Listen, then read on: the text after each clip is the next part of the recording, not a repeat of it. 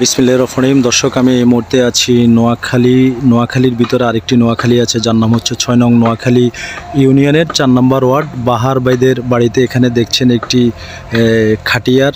আসলে আমি আপনাদেরকে আজকে দেখাবো এখানে কি হয়েছে এবং কতটা দুঃখজনক ঘটনা ঘটেছে। আপনারা আমার সঙ্গে থাকুন।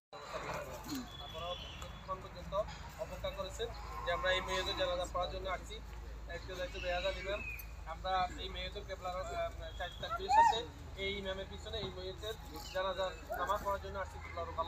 আজ সকাল 11:30 সময় মিজান ভাইয়ের আম্মার জানাজা অনুষ্ঠিত হয়েছে ওনাদের নিজ বাড়িতে।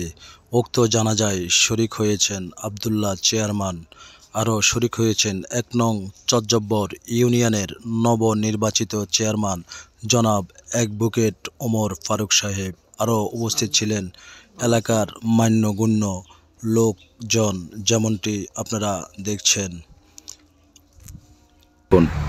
দর্শক, এই বাড়ির বড় ছেলে জনাব মোহাম্মদ বাহার ভাইয়ের সহধর্মিণী 2023-এর ডিসেম্বর মাসের 22 তারিখে তাদেরকে ছেড়ে না ফেরার দেশে চলে গিয়েছেন। ঠিক 2023 যাওয়ার পরে 2024 সাল আসার সাথে সাথেই 1 জানুয়ারি মাসের 12 তারিখে এই বাড়ির বাহার ভাইয়ের ছোট ভাই মিজানের মেয়ে ক্লাস 8-এ পড়ে, সেও 12 তারিখে না ফেরার দেশে চলে গিয়েছেন।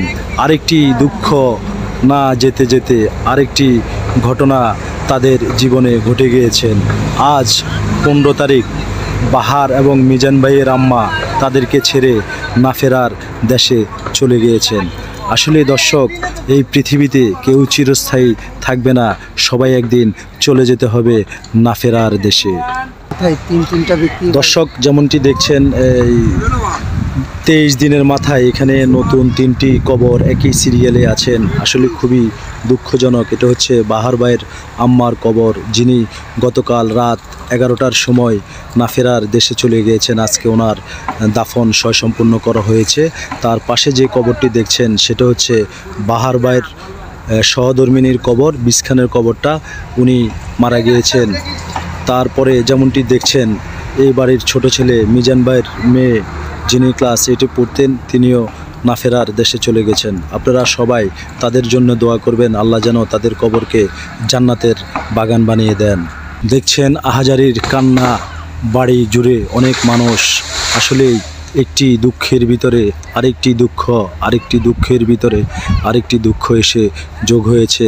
আল্লাহ তাআলা যেন তাদেরকে ধৈর্য ধরার তৌফিক দান করেন। সবাই ভালো থাকবেন, সবাই সুস্থ থাকবেন, সবাই সুস্বাস্থ্য কামনা করি। আল্লাহ হাফেজ।